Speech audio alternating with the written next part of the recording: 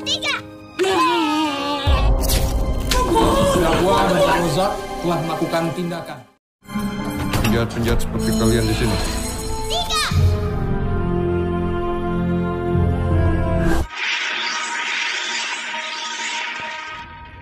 Hai kawan, Assalamualaikum. Sebelum membahas alur ceritanya, jangan lupa klik tombol subscribe dan tekan tombol notifikasinya ya.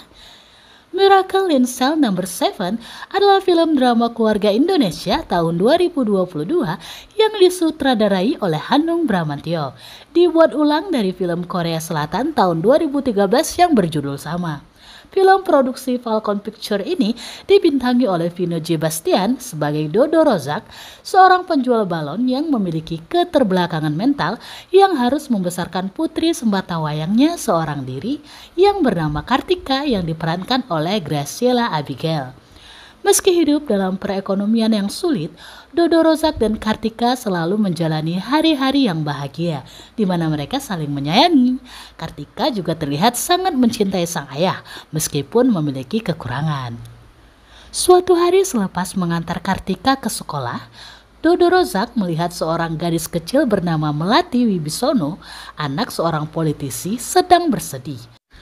Ketika Dodo berusaha menenangkannya dengan memberikan balon dagangannya, Melati lari. Tapi peristiwa selanjutnya yang terlihat oleh pembantu keluarga tersebut adalah kondisi Melati sudah berada dalam posisi terbaring tanpa busana di tepi kolam dengan luka di kening, beserta Dodo Rozak yang juga tanpa busana dengan sebuah tongkat kayu di hadapan tubuh Melati. Ia pun dituduh membunuh dan memperkosa gadis kecil tersebut. Di mana kekuasaan yang dimiliki oleh ayahnya Melati, ia meminta polisi untuk mempercepat penyelidikan kasus tersebut dan memberikan hukuman mati kepada Dodo Rozak. Meski Dodo mencoba mengaku tidak bersalah, keterbelakangan mental yang ia miliki membuatnya sangat sulit menjelaskan kondisi yang sebenarnya terjadi. Dan polisi tetap menekannya untuk mengaku sebaliknya. Sejak saat itu, Dodo Rozak pun menjadi perhatian media. Tentu saja, Tika yang melihat sang ayah diperlakukan dan dituduh demikian sangat bersedih. Hukuman mati pun sudah ditetapkan. Kini Dodo Rozak dibawa ke sebuah lapas, di mana ia diperlakukan secara kasar oleh petugas serta kepala sipir bernama Hendro Sanusi yang diperankan oleh Denny Sumargo, karena dianggap tidak patuh dan terbelakangan mental, juga mengingatkannya akan luka tentang kehilangan anak yang juga pernah ia rasakan. Dodo Rozak ditaruh di sel nomor 7 yang sudah dihuni Japra, Jaki, Yunus atau Bewok, Atmo atau Gepeng, dan Asro atau Bule. Tentu saja awal kemunculan Dodo Rozak di sel tersebut dibenci oleh para napi yang lain karena kasus yang dimilikinya. Namun suatu tragedi di lapas membuat hal itu berubah. Japra yang merupakan pimpinan narapidana saat itu hendak diserang dan dilukai oleh salah satu narapidana lainnya dengan menggunakan sikat gigi yang telah diruncingkan. Namun saat itu Dodo Rozak yang melihat hal tersebut berusaha menghalangi dan melindungi Japra hingga dirinya lah yang terluka. Semenjak itulah Japra dan narapidana di sel 7 mulai memperlakukan dirinya dengan baik, memberikan makan, bersikap bersahabat, bahkan mengabulkan keinginan Dodo Rozak untuk bertemu dengan anaknya yaitu Kartika. Yang mana atas ide Japra, sekolah Kartika diundang melakukan pertunjukan Islami kepada para napi yang ditonton juga oleh para sipir penjara. Kesempatan ini dipakai untuk menyelundupkan Kartika ke dalam sel dengan cara memasukkan Kartika ke dalam kotak bersama bungkusan roti yang dibawa oleh Atmo atau Gepeng dengan beralasan roti itu untuk dibagi-bagi kepada para tahanan. Ketika sampai di sel, betapa bahagianya Tika dapat bertemu ayahnya Dodo Rozak. Begitu pula sebaliknya. Kericuhan karena pertemuan mereka membuat sipir penjara mulai curiga dan mencoba memeriksa sel tersebut.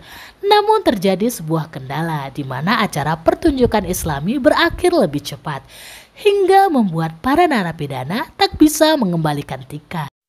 Hingga Tika menetap di sel tersebut berhari-hari. Tentu saja Kartika dan Dodo Rozak merasa senang.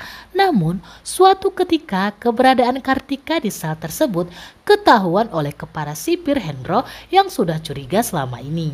Dodo lalu dibawa ke sel terpencil, sementara Kartika dikirim ke panti asuhan. Namun lagi-lagi hari itu sebuah insiden terjadi di lapas tersebut oleh orang yang sama yang mengamuk dan membakar lapas. Kepala sipir Hendro yang berusaha menghentikan pelaku terjebak di kobaran api. Saat itu para narapidana telah dibebaskan dari sel agar terhindar dari kebakaran. Begitu juga Dodo. Dan saat itu Dodo melihat Hendro yang tertimpa sebuah lemari. Ia pun berusaha menyelamatkannya. Dan akibat peristiwa tersebut, Hendro berdamai dengan Dodo dan mulai melihat kenaifan serta ketulusan serta menyadari bahwa Dodo tidak bersalah. Ia pun mengembalikan Dodo ke sel nomor 7 dan mengizinkan Kartika ke sel bertemu ayahnya serta membawanya ke rumahnya bertemu istrinya yang sudah lama merindukan kehadiran seorang anak. Kepala sipir Hendro Sanusi juga mengajukan banding untuk kasus Dodo Rozak.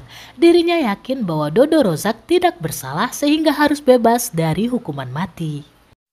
Mengetahui itu, para napi sel 7 mulai mencari cara mengungkap kasus sebenarnya tentang kematian Melati. Mereka mengajak Dodo dengan mencoba mengingatkan kembali step demi step peristiwa tersebut kepada Dodo.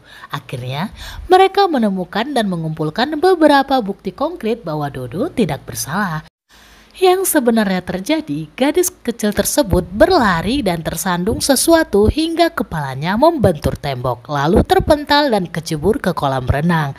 Dan itulah yang membuat Dodo Rozak mengambil sebuah kayu untuk membawa tubuh Melati ke tepi. Namun karena itu tak mampu, Dodo Rozak akhirnya menceburkan diri untuk mengambil tubuh Melati dari air.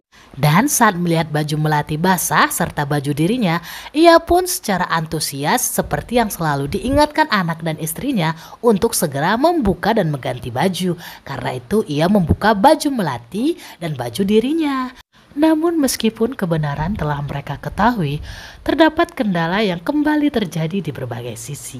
Manakala sosok ayah dari gadis kecil yang tewas tersebut sekarang terpilih menjadi gubernur, di mana ia mengetatkan hukum kekerasan anak, yang membuat tekanan atas kasus tersebut semakin besar. Bahkan pengacara resmi lapas juga berpihak pada kekuasaan ayahnya Melati.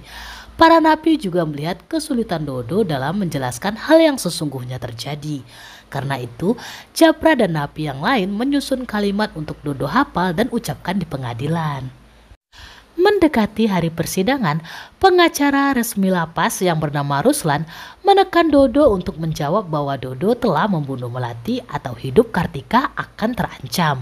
Bahkan pada hari sidang, William ayah Melati dan gubernur saat ini menghampiri Dodo dan merobek naskahnya, juga mengancam jika Dodo bebas maka Kartika akan mati.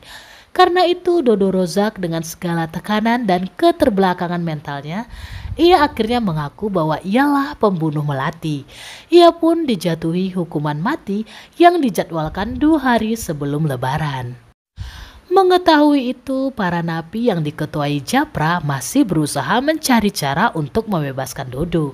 Di mana saat acara keagamaan di lapas, tampillah dengan anggun Tika di hadapan Dodo Rozak dan narapidana lainnya sebagai salah satu paduan suara yang menyanyikan lagu Islami. Yang mana di luar sel, narapidana lainnya mempersiapkan sebuah balon udara untuk membebaskan Dodo Rozak bersama Kartika. Namun, balon tersebut tak bisa terbang lebih jauh karena tersangkut. Saat itu, Dodo langsung memberi pesan kepada Kartika untuk tidak melupakan dirinya. Hari yang tidak pernah dinantikan pun tiba. Dengan berat hati semua napi dan penjaga mengucapkan selamat tinggal mengantar Dodo menuju Nusa Kambangan tempat Dodo akan dieksekusi. Dodo pun mengucapkan perpisahan kepada Kartika, di mana perlahan-lahan Kartika menyadari apa yang terjadi dan menangis ayahnya tak terlihat lagi.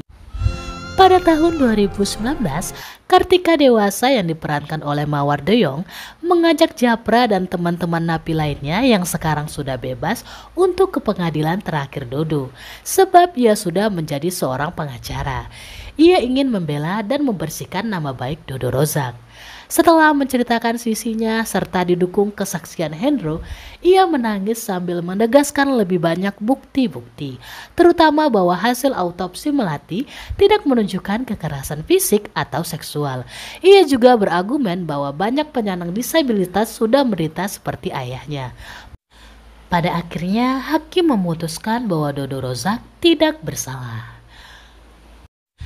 Demikianlah alur cerita dari film Miracle in Cell No. 7.